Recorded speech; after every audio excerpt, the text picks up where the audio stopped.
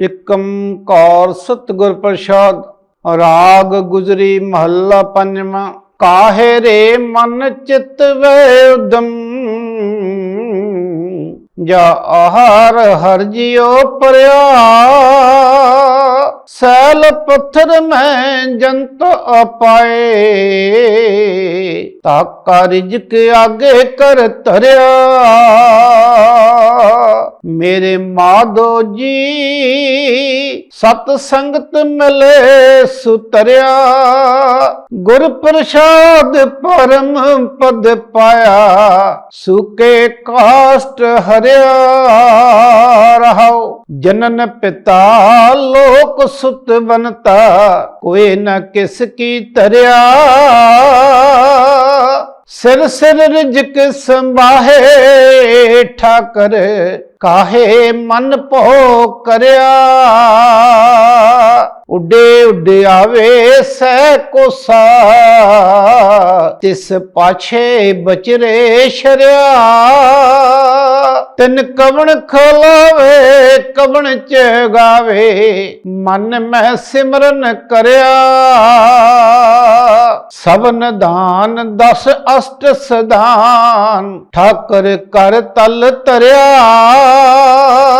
ਜਨ ਨਾਨਕ ਬਲ ਬਲ ਸਦ ਬਲ ਜਾਈਏ, ਤੇਰਾ ਅੰਤ ਨਾ ਪਾਰਾ ਵਰਿਆ। ਸਭਨ ਦਾਨ ਦਸ ਅਸ਼ਟ ਸਦਾਨ, ਠਾਕਰ ਕਰ ਤਲ ਧਰਿਆ। ਜਨ ਨਾਨਕ ਬਲ ਬਲ ਸਦ ਬਲ ਜਾਈਏ, ਤੇਰਾ ਅੰਤ ਨਾ ਪਾਰਾ ਵਰਿਆ।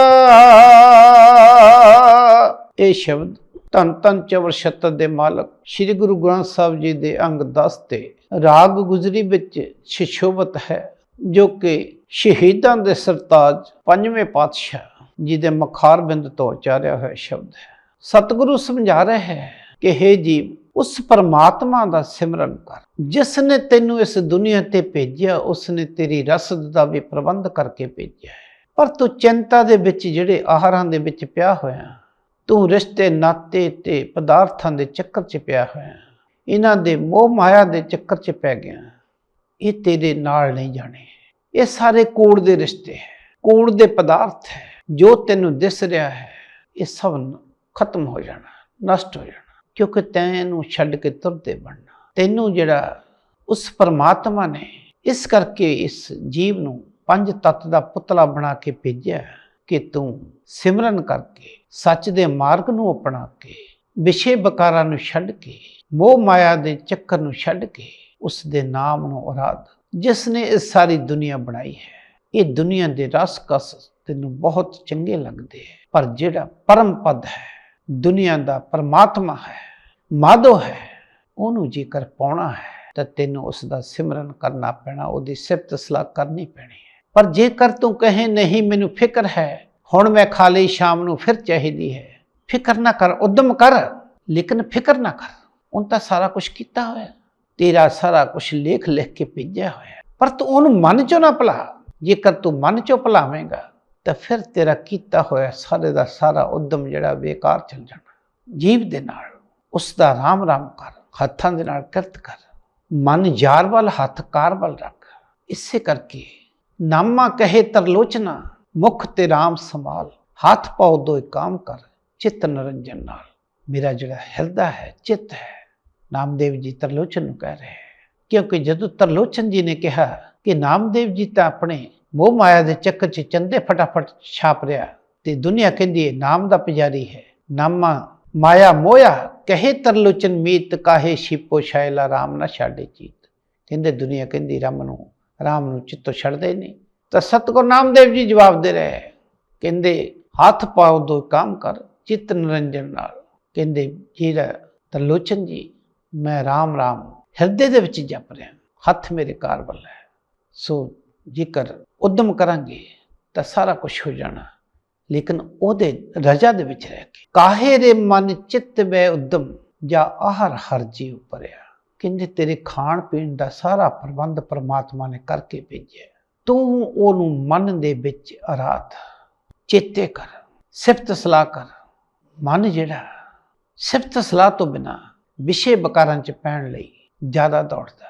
ਜਿੰਨਾ ਵੀ ਆ ਰਿਹਾ ਹੈ ਉਹ ਪ੍ਰਮਾਤਮਾ ਨੇ ਤੇਰਾ ਸਾਰਾ ਕਰਕੇ ਭੇਜਿਆ, ਤੇਰੇ ਜੰਮਣ ਤੋਂ ਪਹਿਲਾਂ ਕਰਕੇ ਭੇਜਿਆ।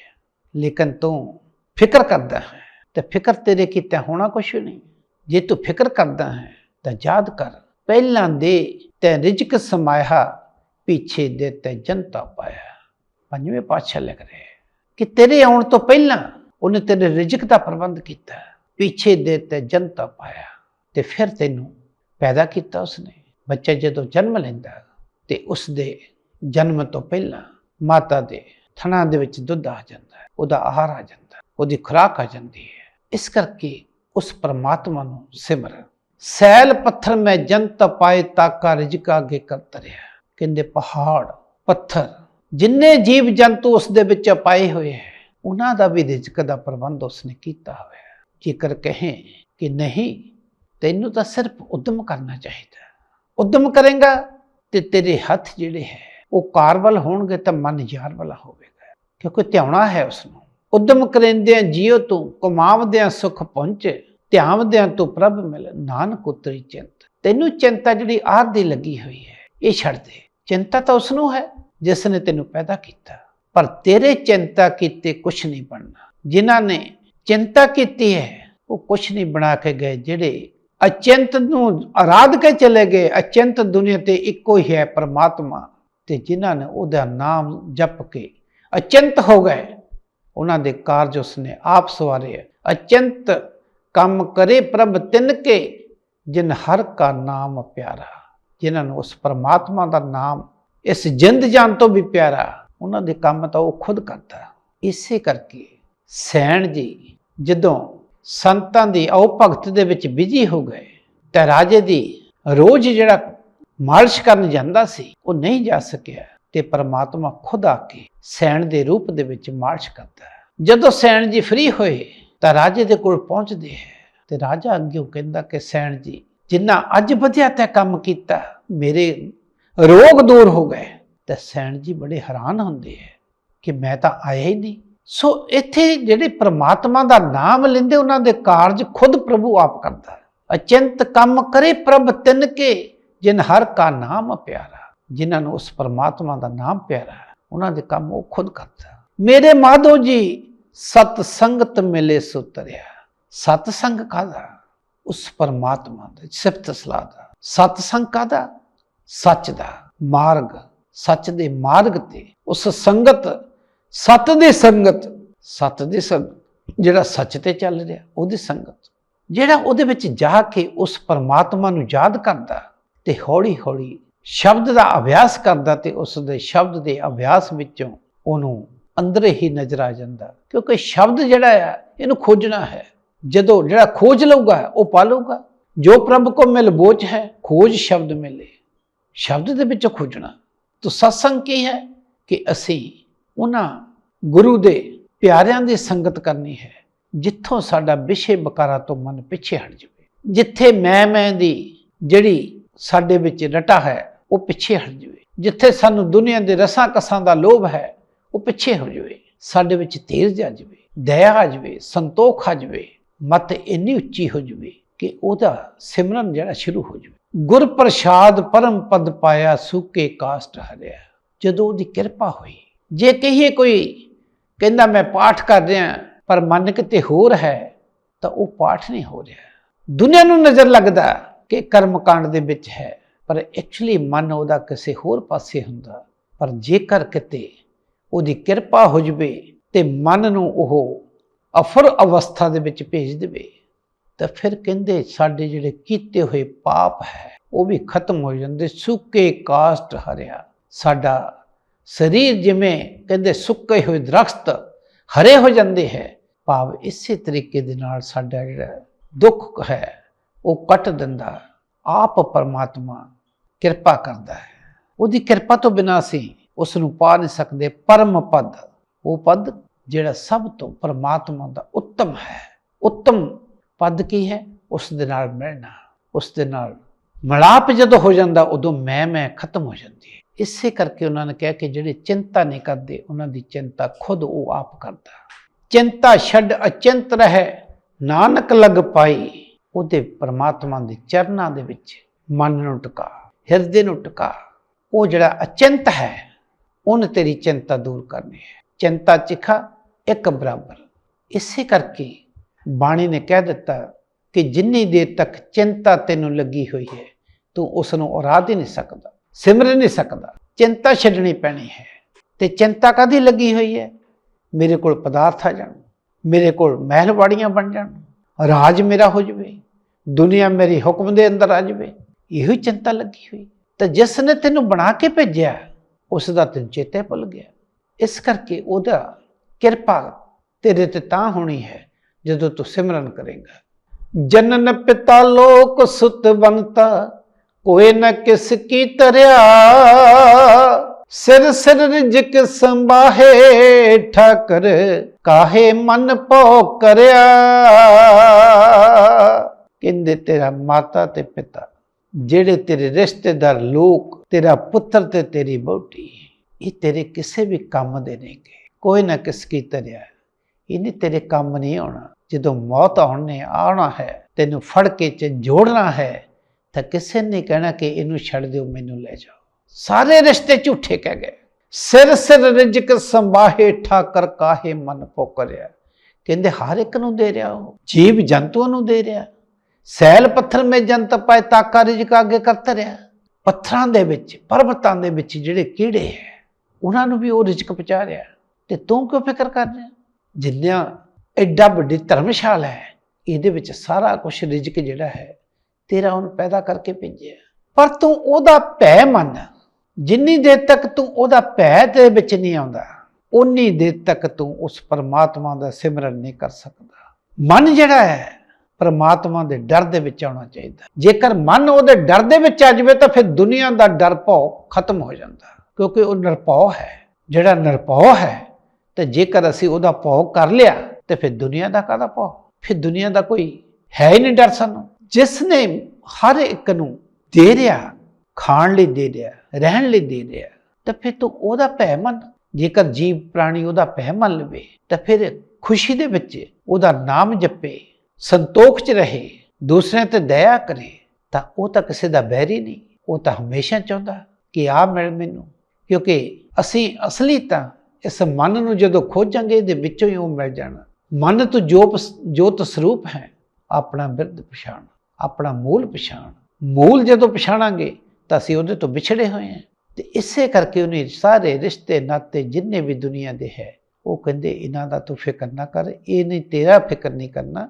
ਤੇਰਾ ਫਿਕਰ ਜਿਸ ਨੂੰ ਹੈ ਤੂੰ ਉਹਦਾ ਫਿਕਰ ਕਰ। ਕਿਉਂਕਿ ਉਹ ਕਹਿੰਦੇ ਆਹਾਰ ਸਭ ਕਰਦਾ ਫਿਰੇ, ਆਹਾਰ ਇੱਕ ਨਾ ਹੋਏ, ਨਾਨਕ ਜਿਤ ਆਹਾਰ ਜਗ ਉਧਾਰੇ, ਬਿਰਲਾ ਬੁੱਝੇ ਕੋਈ। ਬਹੁਤ ਕਹਿੰਦੇ ਦੌੜ ਭੱਜ ਕਰਦਾ ਬੰਦਾ, ਪਰ ਅਖੀਰ ਤੇ ਥੱਕ ਜਾਂਦਾ। ਕਿਉਂ? ਕਿ ਜਿਨ੍ਹਾਂ ਲਈ ਦੌੜ ਭੱਜ ਕੀਤੀ ਹੁੰਦੀ ਉਹੀ ਕਹਿਣ ਲੱਗ ਪੈਂਦੇ ਤੈਂ ਕੀਤਾ ਕੀ ਹੈ। ਜਿਨ੍ਹਾਂ ਰਿਸ਼ਤਿਆਂ ਨਾਤਿਆਂ ਨੂੰ ਪਾਲਦਾ ਇੰਨਾ ਕੁਛ ਮਹਿਲ ਬਾੜੀਆਂ ਬਣਾਉਂਦਾ, ਤੇ ਜਦੋਂ ਇਹ ਸੁਣਨ ਨੂੰ ਫਿਰਦਾ, ਸੁਣਨ ਨੂੰ ਮਿਲਦਾ ਉਸਨੂੰ, ਤਾਂ ਫਿਰ ਉਹ ਯਾਦ ਆਉਂਦਾ ਕਿ ਇਹਦੇ ਨਾਲ ਤਾਂ ਚੰਗਾ ਸੀ ਮੈਂ ਤੈਨੂੰ ਉਰਾਦ ਲੈਂਦਾ। ਇਹ ਜਿਹੜੇ ਮਹਿਲ ਬਾੜੀਆਂ ਇਕੱਠੇ ਕੀਤੇ, ਇਹਨਾਂ ਦਾ ਫਾਇਦਾ ਕੀ ਹੋਇਆ? ਆਹਰ ਸਭ ਕਰਦਾ ਫਿਰੇ, ਬਹੁਤ ਦੌੜ ਭੱਜ ਕਹਿੰਦੇ ਕਰਦਾ ਫਿਰਦਾ, ਆਹਰ ਇੱਕ ਨਾ ਹੋਏ। ਜਿਹੜੇ ਤੂੰ ਕੰਮ ਕਰਦਾ ਫਿਰਦਾ ਉਹ ਕੋਈ ਵੀ ਨਹੀਂ ਕਹਿੰਦੇ ਹੋ ਰਿਹਾ। ਕਰ ਕੌਣ ਰਿਹਾ? ਕਰਦਾ ਤਾਂ ਕੋਈ ਹੋਰ ਹੈ, ਪਰ ਤੂੰ ਉਹਨੂੰ ਉਰਾਦ ਹੀ ਨਹੀਂ ਰਿਹਾ। ਨਾਨਕ ਜਿਤ ਆਹਾਰ ਜਗ ਉਧਾਰੇ, ਬਿਰਲਾ ਬੁੱਝੇ ਕੋਈ। ਜਿਸ ਨੇ ਕਹਿੰਦੇ ਜਗ ਦਾ ਸਾਰਾ ਆਹਾਰ ਦਾ ਜੁੰਮਾ ਚੱਕਿਆ ਹੋਇਆ, ਇਹਨੂੰ ਕੋਈ ਪਛਾਣਦਾ ਦੁਨੀਆ ਤੇ, ਬਿਰਲਾ ਹੀ ਹੁੰਦਾ ਕੋਈ। ਨਹੀਂ ਤਾਂ ਸਾਰੇ ਮੈਂ ਦੇ ਵਿੱਚ ਤੁਰੇ ਫਿਰਦੇ। ਮੈਂ ਆਹ ਕਰ ਦਿੱਤਾ, ਮੈਂ ਉਹ ਕਰ ਦਿੱਤਾ, ਮੈਂ ਸੂਰਮਾ ਹਾਂ, ਮੈਂ ਕਵੀ ਹਾਂ, ਮੈਂ ਪੰਡਤ ਹਾਂ, ਮੈਂ ਗਿਆਨੀ ਹਾਂ। ਇਹਨਾਂ ਦੇ ਵਿੱਚ ਹੀ ਤੁਰਿਆ ਫਿਰਦਾ। ਉਹਨੂੰ ਭੁੱਲ ਕੇ ਬੈਠਾ, ਆਪਣੇ ਗੁਣ ਮੈਂ ਦੇ ਵਿੱਚ ਹੀ ਤੁਰਿਆ ਫਿਰਦਾ। ਤੇ ਜਦੋਂ ਕਿ ਉਹ ਕੱਲੇ ਦਾ ਫਿਕਰ ਕਰ ਰਿਹਾ। ਫਿਕਰ ਕਿਉਂ ਕਰ ਰਿਹਾ? ਕਿ ਅੰਦਰ ਬੈਠਾ ਉਹ ਦੇਖ ਰਿਹਾ ਹੈ, ਪਰ ਤੂੰ ਉਹਨੂੰ ਯਾਦ ਤਾਂ ਕਰ। ਜਦ ਯਾਦ ਹੀ ਨਹੀਂ ਕਰ ਰਿਹਾ, ਭੁੱਲ ਕੇ ਬੈਠ ਗਿਆ, ਆਪਣੇ ਆਪ 'ਚ ਹੀ ਤੁਰਿਆ ਫਿਰਦਾ, ਤਾਂ ਫਿਰ ਉਹ ਤਾਂ ਉਦੋਂ ਹੀ ਤੇਰੇ ਤੇ ਕਿਰਪਾ ਕਰੂਗਾ ਜਦੋਂ ਤੂੰ ਉਹਨੂੰ ਯਾਦ ਕਰੂਗਾ, ਉਹਦੇ ਭੈ 'ਚ ਜਾਊਗਾ। ਕਿਉਂਕਿ ਉਹ ਜੂਨੀ ਹੈ, ਕਿਸੇ ਜੂਨ 'ਚ ਨਹੀਂ ਆਉਂਦਾ। ਉਹਨੂੰ ਡਰ ਨਹੀਂ ਕਿਸੇ ਦਾ ਵੀ, ਨਿਰਭਉ ਹੈ, ਨਿਰਵੈਰ ਹੈ। ਉੱਡੇ ਉਡਾਵੇ ਸਹਿ ਕੋ ਸਤਿਸ, ਪਾਛੇ ਬਚਰੇ ਸ਼ਰਿਆ, ਤਿਨ ਕਵਣ ਖਲਾਵੇ ਕਵਣ ਚਗਾਵੇ, ਮਨ ਮੈਂ ਸਿਮਰਨ ਕਰਿਆ। ਕਹਿੰਦੇ ਦੇਖ, ਕੁੰਜਾਂ ਹਜ਼ਾਰਾਂ ਕੋਹਾਂ ਮੀਲ ਆਪਣੇ ਬੱਚਿਆਂ ਨੂੰ ਛੱਡ ਕੇ ਆ ਜਾਂਦੀਆਂ, ਉਹ ਵੀ ਬੱਚੇ ਪੜ ਰਹੇ ਹੈ। ਕੌਣ ਉਹਨਾਂ ਨੂੰ ਦੇਖ ਰਿਹਾ? ਜਿਹੜੇ ਬੱਚਿਆਂ ਨੂੰ ਛੱਡ ਕੇ ਆਉਂਦੇ ਆ, ਕੌਣ ਦੇਖ ਰਿਹਾ? ਕਿਵੇਂ ਉਹਨਾਂ ਦੀ ਰਾਖੀ ਹੋ ਰਹੀ ਹੈ? ਯਾਦ ਕਰੋ, ਸਤਿਗੁਰ ਕਬੀਰ ਮਹਾਰਾਜ ਜੀ ਆਪਣੀ ਬਾਣੀ 'ਚ ਕਹਿ ਰਹੇ ਹੈ, ਕਬੀਰ ਚੁਗੇ ਚਿਤਾਰੇ ਵੀ ਚੁਗੇ, ਚੁਗ ਚੁਗ ਚਿਤਾਰੇ। ਕੋਸਾਂ ਮੀਲ ਦੂਰ ਆ ਕੇ ਕਹਿੰਦੇ ਜਦੋਂ ਕੂੰਜ ਆਪਣਾ ਚੁਗਾ ਚੁਗਦੀ ਹੈ ਤਾਂ ਉਹਦਾ ਧਿਆਨ ਬੱਚੇ 'ਚ ਹੈ। ਚੁਗਦੀ ਹੈ ਤੇ ਉਹਨੂੰ ਯਾਦ ਕਰਦੀ ਹੈ। ਚੁਗ ਚੁਗ ਵੀ ਚਿਤਾਰੇ, ਉਹਨੂੰ ਬੱਚੇ ਨੂੰ ਭੁੱਲ ਨਹੀਂ ਰਹੀ। ਮੋਹ ਹੈ ਬੱਚੇ ਦੇ ਵਿੱਚ ਤਾਂ ਬੱਚੇ ਨੂੰ ਖੁਰਾਕ ਪਹੁੰਚ ਰਹੀ ਹੈ। ਜਿਵੇਂ ਕਹਿੰਦੇ ਕੂੰਜ ਦੇ ਬੱਚੇ ਨੂੰ ਖੁਰਾਕ ਪਹੁੰਚ ਰਹੀ ਹੈ, ਕੂੰਜ ਕੋਹਾਂ ਦੂਰ ਹੈ ਤਾਂ ਤੈਨੂੰ ਵੀ ਉਹ ਪਹੁੰਚਾ ਰਿਹਾ। ਜੈਸੇ ਬਚਰੇ ਕੂੰਜ ਮਨ ਮਾਇਆ ਮਮਤਾ ਦੇ। ਜਿਵੇਂ ਕਹਿੰਦੇ ਕੂੰਜ ਦਾ ਬੱਚੇ ਦੇ ਵਿੱਚ ਧਿਆਨ ਹੈ, ਇੱਦਾਂ ਪਰਮਾਤਮਾ ਦਾ ਤੇਰੇ ਵੱਲ ਧਿਆਨ ਹੈ। ਤੇਰਾ ਫਿਕਰ ਹੈ ਉਹਨੂੰ, ਪਰ ਤੂੰ ਫਿਕਰ ਆਪਣੇ ਆਪ ਹੀ ਕਰਦਾ ਫਿਰਦਾ। ਉਹਨੂੰ ਭੁੱਲ ਕੇ ਤੂੰ ਫਿਕਰਾਂ ਦੇ ਵਿੱਚ ਪੈ ਗਿਆ। ਤੇਰੇ ਕੀਤੇ ਤਾਂ ਕਹਿੰਦੇ ਕੁਛ ਨਹੀਂ ਹੋਣਾ। ਜੇ ਤੇਰੇ ਕੀਤੇ ਕੁਛ ਹੋ ਸਕਦਾ ਹੁੰਦਾ ਤਾਂ ਫਿਰ ਤਾਂ ਜੋ ਤੂੰ ਚਾਹੁੰਦਾ ਸੀ ਉਹ ਹੋ ਜਾਣਾ ਸੀ, ਪਰ ਤੈਨੂੰ ਤਾਂ ਪਛਤਾਉਣਾ ਪੈ ਰਿਹਾ। ਉਹ ਤਾਂ ਕਹਿੰਦੇ ਜਿੰਨੇ ਵੀ ਤੂੰ ਰਿਸ਼ਤੇ ਨਾਤੇ ਬਣਾਏ ਕਿਸੇ ਕੰਮ ਦੇ ਵੀ ਨਹੀਂ। ਜਨਨ ਪਿਤਾ ਲੋਕ ਸਤਵੰਤਾ, ਕੋਈ ਨਾ ਕਿਸ ਕੀ ਤਰ੍ਹਾਂ ਰਿਜਕ ਸਮਾਏ ਠਾਕਰ ਕਾਹੇ ਮਨ ਭੁੱਖ ਰਿਆ। ਜਿੰਨੇ ਰਿਸ਼ਤੇ ਬਣਾਏ ਕਹਿੰਦੇ ਇਹਨਾਂ ਦਾ ਤੈਨੂੰ ਆਸਰਾ ਹੀ ਕੋਈ ਨਹੀਂ। ਜਿੰਨੇ ਮਿਹਰਬਾਨੀਆਂ ਬਣਾਏ ਇਹ ਕੰਮ ਦੇ ਤੇਰੇ ਨਹੀਂ ਹੈ। ਇਸ ਕਰਕੇ ਉਸ ਪਰਮਾਤਮਾ ਨੂੰ ਸਿਮਰ। ਜੇਕਰ ਸਿਮਰੇਗਾ ਤੇ ਫਿਰ ਕਿ ਤੈਨੂੰ ਮਿਲਣਾ? ਸਭ ਨਿਧਾਨ ਦਸ ਅਸ਼ਟ ਸਿਧਾਨ ਠਾਕਰ ਕਰ ਤਲ ਤਰਿਆ। ਜਿੰਨੇ ਵੀ ਖਜ਼ਾਨੇ ਹੈ ਦੁਨੀਆ ਦੇ, ਜਿੰਨੇ ਵੀ ਪਦਾਰਥ ਹੈ ਦੁਨੀਆ ਦੇ, ਇਹ ਸਾਰੇ ਜਿਵੇਂ ਉਹਦੀ ਤਲੀ ਤੇ ਉਸ ਪਰਮਾਤਮਾ ਦੇ ਕੋਲ ਹੈ, ਇਹ ਤੈਨੂੰ ਮਿਲ ਜਾਣਗੇ। ਪਰ ਤੂੰ ਚਿੰਤਾ ਛੱਡ ਕੇ ਉਹਦੇ ਨਾਮ ਨੂੰ ਸਿਮਰ। ਕਿਉਂ? ਕਿਉਂਕਿ ਉਹ ਜਿਹੜਾ ਇਸ ਤਰ੍ਹਾਂ ਯਾਦ ਕਰ, ਕਹਿੰਦੇ ਜੈਸੇ ਗगन ਫਿਰੰਤੀ ਉੜਤੀ ਕਪਰੇ ਬਾਗੇ ਵਾਲੀ, ਉਹ ਰਾਖੇ ਚੀਤ ਪਿੱਛੇ ਵਿੱਚ ਬਚਦੇ ਨਿਤ ਹਿਰਦੇ ਸਾਰ ਸੰਭਾਲੇ। ਜਿਵੇਂ ਕਹਿੰਦੇ ਉਹਨੂੰ ਬੱਚਾ ਨਹੀਂ ਭੁੱਲਦਾ। ਆਕਾਸ਼ ਵਿੱਚ ਉੜਦੀ ਹੈ ਕੂੰਜ, ਆਕਾਸ਼ ਵਿੱਚ ਵੀ ਉੜਦੀ। ਇਹ ਨਹੀਂ ਕਿ ਜਦੋਂ ਚੁਗਦੀ ਹੈ, ਆਕਾਸ਼ ਵਿੱਚ ਵੀ ਬੱਚੇ ਨੂੰ ਯਾਦ ਕਰ ਰਹੀ ਹੈ, ਜਦੋਂ ਕਿ ਬੱਚਾ ਤਾਂ ਕਿਤੇ ਪਿੱਛੇ ਹੈ।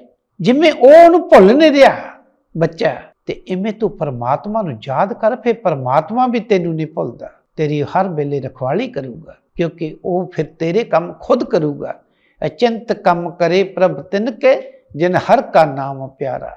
ਜਦੋਂ ਤੈਨੂੰ ਉਹਦੇ ਨਾਮ ਦੇ ਨਾਲ ਪਿਆਰ ਹੋ ਗਿਆ ਤਾਂ ਤੇਰੇ ਕੰਮ ਸਾਰੇ ਉਸਨੇ ਆਪ ਸਵਾਰਨੇ ਹੈ। ਕਿਉਂਕਿ ਜੇਕਰ ਤੂੰ ਕਹੇ ਕਿ ਮੈਂ ਕਰ ਰਿਹਾ, ਤੂੰ ਕੁਛ ਨਹੀਂ ਕਰ ਰਿਹਾ।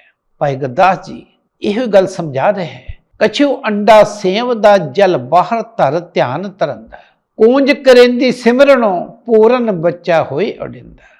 ਕਹਿੰਦੇ ਬੱਚੇ ਨੂੰ ਕਿਨ ਪਿੱਛੇ ਪਾੜਿਆ, ਕਿਨ ਦੇਖਿਆ, ਕਿਨ ਖਿਲਾਇਆ, ਕਿਨ ਚੰਗਾਇਆ।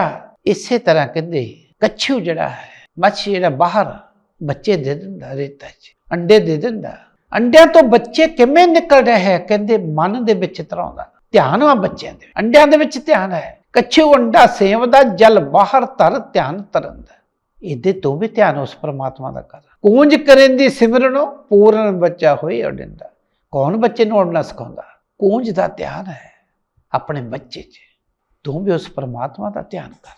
ਪਰਮਾਤਮਾ ਤੇਰੀ ਵੱਲ ਦੇਖ ਰਿਹਾ, ਭੁੱਲਣਾ ਕਿ ਉਹ ਦੇਖ ਨਹੀਂ ਰਿਹਾ, ਰੋਮ ਰੋਮ ਦੇ ਵਿੱਚ ਵਿਆਪਕ ਹੈ। ਇਸੇ ਕਰਕੇ ਜਦੋਂ ਤੂੰ ਕੂੰਜ ਦੀ ਤਰ੍ਹਾਂ, ਜਿਵੇਂ ਕੂੰਜ ਆਪਣੇ ਬੱਚੇ ਨੂੰ ਯਾਦ ਕਰਦੀ, ਤੂੰ ਇਹਦੇ ਪਰਮਾਤਮਾ ਨੂੰ ਯਾਦ ਕਰਕੇ ਤਾਂ ਫਿਰ ਉਹ ਤੇਰਾ ਆਪ ਰਖਵਾਲਾ ਹੈ।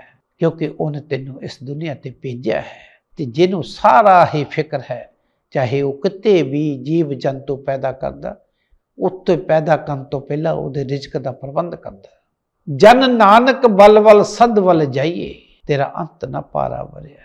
ਸਤਿਗੁਰੂ ਨਾਨਕ ਜੀ ਸਮਝਾ ਰਹੇ ਕਿ ਉਹਦੇ ਤੋਂ ਸਦਾ ਕੁਰਬਾਨ ਜਾਈਏ, ਉਹਦੇ ਨਾਮ ਨੂੰ ਸਿਮਰੀਏ। ਉਹਦਾ ਕੋਈ ਅੰਤ ਨਹੀਂ ਪਾ ਸਕਦਾ, ਕਿਉਂਕਿ ਕਿਹੋ ਜਿਹਾ ਉਸਨੇ ਇਸ ਦੁਨੀਆ ਨੂੰ ਬਣਾਇਆ। ਨਾ ਕਰ ਚਿੰਤ ਚਿੰਤਾ ਹੈ ਕਰਤੇ, ਇਹ ਸਮਝਾ ਰਹੇ ਚੌਥੇ ਪਾਤਸ਼ਾਹ। ਨਾ ਕਰ ਚਿੰਤ ਚਿੰਤਾ ਹੈ ਕਰਤੇ, ਹਰ ਦੇਵੇ ਜਲ ਥਲ ਜਨਤਾ ਸਭ ਤੇ।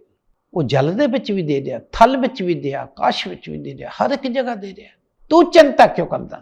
ਉਹਨੂੰ ਚਿੰਤਾ ਹੈ। ਸਮੁੰਦਰ ਦੇ ਵਿੱਚ ਹਰ ਇੱਕ ਨੂੰ ਮਿਲ ਰਿਹਾ ਰਿਜ਼ਕ, ਸਾਰਾ ਕੁਝ ਮਿਲ ਰਿਹਾ, ਤੈਨੂੰ ਕਿਉਂ ਨਹੀਂ ਹੈ?